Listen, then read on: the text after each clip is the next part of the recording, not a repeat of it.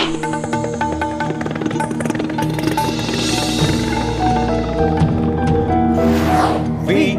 the people of India, having solemnly resolved to constitute India into a sovereign, socialist, secular, democratic republic, and to secure to all its citizens.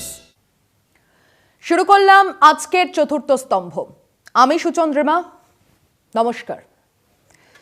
2021-এর নির্বাচন, বাংলার নির্বাচন একটা বিষয় তো বুঝিয়েই দিল, আপামর জনসাধারণকে, বাংলার মানুষকে, যে সামনের মানুষটা, আপনার পাশের মানুষটা যা বলছে, যা করছে, তা দেখে ওই মানুষটার চরিত্র, ওই মানুষটার মন বোঝার চেষ্টা করবেন না। ঠিক উল্টোটা হওয়ার সম্ভাবনাও 50-50। মানে মানুষটা বলছে আমি নিরামিষ ভোজী, তার মানেই যে উনি মাছ মাংস খান না, এমনটা নাও হতে পারে। বরং এটা হলে অবাক হবেন না যদি কোনো দিন দেখেন মানুষটা মাছ মাংস ছাড়া একগাল ভাতও মুখে দেন না। মানুষটা যা বলছেন, যা করেছেন, সেটা দেখে মানুষকে চেনা বড় দায়। এমনটা ছিল না তা নয়, এমন মানুষের গল্প আমরা শুনেছি, এমন চরিত্র আমরা দেখেছি সমাজে, গল্পে, উপন্যাসে, সিনেমায়। কিন্তু তারা ছিল ভিলেন, তারা ছিল ষড়যন্ত্রকারী, তারা ছিল অমানুষ। হ্যাঁ, অমানুষ ছবিতে সেই অমানুষ জমিদার, বা জীবন মৃত্যুতে সেই ব্যাংক অফিসারের বন্ধুরা, গুচ্ছ গুচ্ছ ছবিতে এমন চরিত্র আছে। আমাদের আশেপাশেও এমন চরিত্ররা ঘোরাফেরা করে, তাদেরকে আমরা চিনি, তারা ভিলেন। রাজনীতিতেও এমন মানুষজন আছেন, আজ নয়, বহুদিন ধরেই আছেন। এক দলের হয়ে দাঁড়ান, মন্ত্রী হন, শান্ত্রী হন, লাল গাড়ি চড়েন, তারপর সময় আর সুযোগ দেখে দল পাল্টান, আগের দলের বিরুদ্ধে কথা বলেন, ভোট চান। এসব স্বাভাবিক। এমন এক নেতা ছিলেন জর্জ ফার্নান্ডেজ, ছিলেন সমাজবাদী, জঙ্গি নেতা। শেষমেশ রাজনীতিতে টিকে থাকতে, মন্ত্রী শান্ত্রী হওয়ার জন্য বিজেপিকে সমর্থন করেন। সমাজতান্ত্রিক জর্জ বাজপেয়ী মন্ত্রিসভার অন্যতম মন্ত্রী। দল বদলাননি, শিবির বদলেছেন নীতিশ কুমার। দল ছেড়ে অন্য দল তৈরি করেছেন এমনকি প্রণব মুখার্জি। দল ছেড়ে বিজেপিতে কদিন আগেই গেলেন জ্যোতিরাদিত্য সিন্ধিয়া। এ রাজ্যে ইদানিংকালে দল ছেড়েছেন মুকুল রায়, দল ছেড়েছেন শোভন চট্টোপাধ্যায়, দল ছেড়েছেন রাজীব বন্দ্যোপাধ্যায়, দল ছেড়েছেন। আগের দল সম্পর্কে কথা বলেছেন, আগে যা বলেছেন তার উল্টোটা বলেছেন। বলতেই হবে, এরই নাম রাজনীতি। আগের দলে থাকতে যে দলকে তীব্র ভাষায় নিন্দা করেছেন, সেই দলে এসেই উল্টো সুরে কথা বলেছেন প্রত্যেকে প্রত্যেকে। কিন্তু এরা ভিলেন হননি, এরা রাজনীতিবিদ। এরা এমনটাই করবেন, এটাই স্বাভাবিক। বিজেপি থেকে তৃণমূলে, বা তৃণমূল থেকে বিজেপিতে, বা বাম থেকে বিজেপিতে কম গেলেও দল বদল হয়েছে একই ছবির সর্বত্র। হাতে চে গুয়েভারার ছবি আঁকা শিলিগুড়ির বাম যুব নেতা শঙ্কর ঘোষ নিজের রাজনৈতিক গুরুর বিরুদ্ধে দাঁড়িয়ে বলছেন, মোদি পারেন দেশের উন্নয়ন আনতে, বাদই দিলাম আরো তরল মতি। এক কথায় ছ্যাবলা রুদ্রনীলকে, যিনি বাম থেকে তৃণমূল হয়ে বিজেপি। শোনা যাচ্ছে নির্বাচনের পরে তিনি ডিএমকের সঙ্গে যোগাযোগ করতে চান, বাদই দিলাম ওনাকে। বাদ দেওয়া যাচ্ছে না শুভেন্দু অধিকারীকে। কেন? আসুন আলোচনা করি, তবে তার আগে একটা ছোট্ট বিরতি। কিন্তু নন্দীগ্রামের, হ্যাঁ অন্তত নন্দীগ্রামের গ্রাম সমাজকে যেভাবে শুভেন্দু অধিকারী ভাঙলেন, যেভাবে হিন্দু মুসলমান দিয়ে বিভাজন রেখা টানলেন, সেটা মুছে যাবে? ভাবুন তো নন্দীগ্রামের সেই আন্দোলনের দিনগুলো। মমতা বন্দ্যোপাধ্যায়ের সৈনিক হিসেবেই লড়ছেন শুভেন্দু অধিকারী, তার অনুগামীরা ভিডিও বানাচ্ছেন। 2রা মে মমতা বন্দ্যোপাধ্যায় শেখ হাসিনার হাত ধরে বাংলাদেশ চলে যাচ্ছে। কোন নোংরামিতে নেমেছে একবার ভাবুন। সেই সময় নন্দীগ্রামের আন্দোলন চলছে।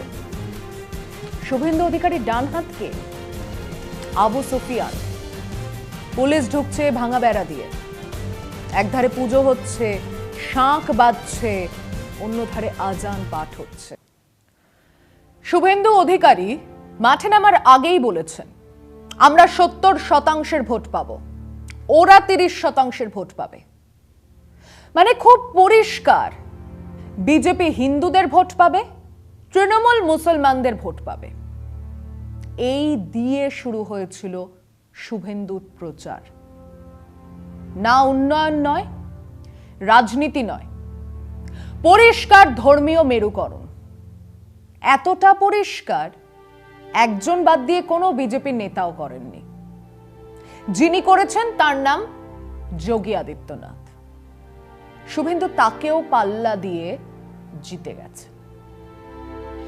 প্রতিটা জনসভায় কদিন ধরে সামনে সমানে বলে গেছেন মমতা বেগম, মমতা বেগম এবার হারছেন, লা ইলাল্লাহ এবার হারছেন। কোন মমতা বেগম? যার মন্ত্রিসভার ক্যাবিনেটে তিনি অন্যতম গুরুত্বপূর্ণ মন্ত্রী ছিলেন। তিনি বলছেন প্রকাশ্য সমাবেশে মমতা বন্দ্যোপাধ্যায় হলেন অনুপ্রবেশকারীদের ফুফু আর রোহিঙ্গাদের খালা। বলছেন মমতা চণ্ডীপাঠ জানেন না, কলমা পড়তে জানেন। বলছেন এবার হিন্দু ভাইদের উঠে দাঁড়ানোর লড়াই। ক্রমাগত বিষ ছড়িয়ে যাচ্ছেন। 46-এর দাঙ্গার সময় যে বিষ ছড়ানো হয়েছিল তার থেকেও জঘন্য ভূমিকা। কিসের জন্য? জেতার জন্য। নির্বাচন শেষ হয়ে যাবে, কেউ জিতবে কেউ হারবে, উন্নয়ন হবে কিংবা হবে না, কিন্তু নন্দীগ্রামের, হ্যাঁ অন্তত নন্দীগ্রামের গ্রাম সমাজকে যেভাবে শুভেন্দু অধিকারী ভাঙলেন, যেভাবে হিন্দু মুসলমান দিয়ে বিভাজন রেখা টানলেন, সেটা মুছে যাবে? ভাবুন তো নন্দীগ্রামের সেই আন্দোলনের দিনগুলো। মমতা বন্দ্যোপাধ্যায়ের সৈনিক হিসেবেই লড়ছেন শুভেন্দু অধিকারী, তার অনুগামীরা ভিডিও বানাচ্ছেন। 2রা মে মমতা বন্দ্যোপাধ্যায় শেখ হাসিনার হাত ধরে বাংলাদেশ চলে যাচ্ছেন। কোন নোংরামিতে নেমেছে একবার ভাবুন। সেই সময় নন্দীগ্রামের আন্দোলন চলছে। শুভেন্দু অধিকারী ডান হাতকে আবু সুফিয়ান, পুলিশ ঢুকছে ভাঙা বেড়া দিয়ে, একধারে পুজো হচ্ছে, শাঁখ বাজছে, অন্যধারে আজান পাঠ হচ্ছে। আন্দোলন ভুল ছিল না ঠিক ছিল সে তর্কে নাই বা গেলাম। এটা তো ঘটনা যে সেদিন নন্দীগ্রামের মানুষজন হিন্দু মুসলমান হিসেবে নয়, কৃষক হিসেবে, প্রতিবাদী মানুষ হিসেবে মাঠে। আর কয়েক বছরের মধ্যে তারা হিন্দু আর মুসলমান হয়ে গেল কেবল ভোটে জেতার জন্য। শুভেন্দু বলছেন বেগম ফিরলে গোটা রাজ্যে মিনি পাকিস্তান গড়ে উঠবে।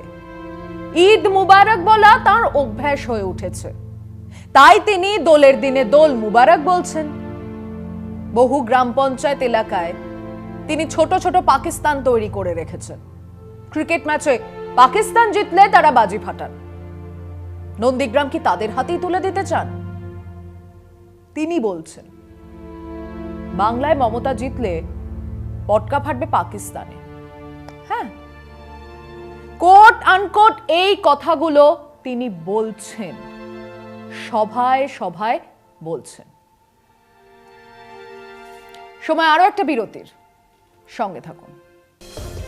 যুগ যুগ ধরে মুসলমান মানুষজন আসেন দুর্গাপুজোয়, প্রসাদ নেন, অনায়াসে বিসর্জনে হাঁটেন। হিন্দু মানুষজন ঈদের সেমাই খেতে যান। আমাদের ঐতিহ্য বিদ্যাসাগর, রামমোহন, রবীন্দ্রনাথ তাঁরা সম্প্রীতির কথা বলেছেন। ধর্ম আধ্যাত্মিকতার জগতেও একই ছবি। চৈতন্যদেব হিন্দু জবনে ভেদাভেদ করেননি। শ্রীরামকৃষ্ণ নিজে মৌলবীর কাছে কলমা পড়েছিলেন। বিবেকানন্দ বলেছিলেন হিন্দু ভারতবাসী, মুসলমান ভারতবাসী, দরিদ্র ভারতবাসী আমার ভাই। আমাদের বাংলায় সম্প্রীতির ইতিহাস খুব নতুন কিছু নয়, বহু পুরনো। যুগ যুগ ধরে মুসলমান মানুষজন আসেন দুর্গাপুজোয়, প্রসাদ নেন, অনায়াসে বিসর্জনে হাঁটেন। হিন্দু মানুষজন ঈদের সেমাই খেতে যান। আমাদের ঐতিহ্য বিদ্যাসাগর, রামমোহন, রবীন্দ্রনাথ তাঁরা সম্প্রীতির কথা বলেছেন। ধর্ম আধ্যাত্মিকতার জগতেও একই ছবি। চৈতন্যদেব হিন্দু জবনে ভেদাভেদ করেননি।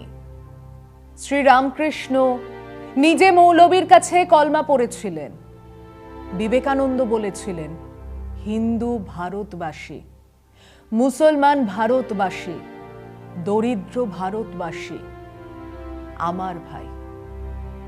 রবীন্দ্রনাথ লিখছেন তর্ক করিবার বেলায় বলিয়া থাকি কি করা যায়, শাস্ত্র তো মানিতে হইবে। অথচ শাস্ত্রী হিন্দু মুসলমান সম্বন্ধে পরস্পরকে এমন করিয়া ঘৃণা করিবার তো কোনো বিধান দেখি না। যদি বা শাস্তির বিধানই হয়, তবে সে অস্ত্র লইয়া স্বদেশ জাতি স্বরাজ্যের প্রতিষ্ঠা কোনো দিন হইবে না। মানুষকে ঘৃণা করা যে দেশে ধর্মের নিয়ম। প্রতিবেশীর হাতে পানি খাইলে যাহাদের পরকাল নষ্ট হয়, পরকে আপন করিয়া যাহাদের জাতি রক্ষা করিতে হইবে, পরের হাতে চিরদিন অপমানিত না হইয়া তাহাদের গতি সহ্য করিতে হইবে। জাতীয় সঙ্গীতের যে রচনা আমরা গ্রহণ করেছি, তারপরে স্তবকেই কবি বলেছেন অহরহ তব আহ্বান প্রচারিত, শুনি তব উদার বাণী। হিন্দু বৌদ্ধ শিখ জৈন পারসিক মুসলমান খ্রিস্টানি, পূরব পশ্চিম আসে তব সিংহাসন পাশে, প্রেম হার হয় গাথা। জনগণ ঐক্য বিধায়ক জয় হে, ভারত ভাগ্য বিধাতা। জয় হে জয় হে জয় হে, জয় জয় জয় জয় হে। কবি নজরুল শয় শয় শ্যামা সঙ্গীত লিখেছেন। লিখছেন মোরা একই বৃন্তে দুটি কুসুম, হিন্দু মুসলমান। মুসলিম তার নয়নমণি, হিন্দু তাহার প্রাণ। এক সে আকাশ মায়ের কোলে, যেন রবি শশী দোলে। এক রক্ত বুকের তলে, এক সে নারীর টান। মোরা এক সে দেশের খাই গো হাওয়া, এক সে দেশের জল। এক সে মায়ের বক্ষে ফলে, একই ফুল ও ফল। এক সে দেশের মাটিতে পাই, কেউ গড়ে কেউ শ্মশানে ঠাঁই। মোরা এক ভাষাতে মাকে ডাকি, এক সুরে গাই গান। কোন ঐতিহ্য বহন করছেন শুভেন্দু অধিকারী? কোন সংস্কৃতি? শুভেন্দু জিতবে না মমতা জিতবে সেটা বড় কথা নয়। বড় কথা হলো বাংলার মানুষ কোন সংস্কৃতি নিয়ে আগামী পথে হাঁটবে। ভোট আসবে, ভোট চলে যাবে। 1952 থেকে বহু নির্বাচন এসেছে। বাংলার মানুষের মধ্যে নানান বিভেদ এসেছে। কেউ সিপিএম, কেউ কংগ্রেস, কেউ তৃণমূল। কিন্তু এই বিভেদের কুমন্ত্রণা যে নির্লজ্জভাবে শুভেন্দু এনে হাজির করেছেন, তা মির্জাফরকেও হার মানায়। আসুন আমরা বাংলার মানুষজন শপথ নিই, এই নির্লজ্জ উচ্চারণের সমবেত প্রতিবাদ করব আমরা। এই বিভাজনের চক্রান্তকে রুখে দেবই আমরা। আমরা সম্প্রীতির গান গাইব। আমাদের মুখরিত সখ্যে ভেসে যাক বিভেদের কুমন্ত্রণা। আজ এ পর্যন্তই। ভালো থাকবেন, সুস্থ থাকবেন। শুভরাত্রি।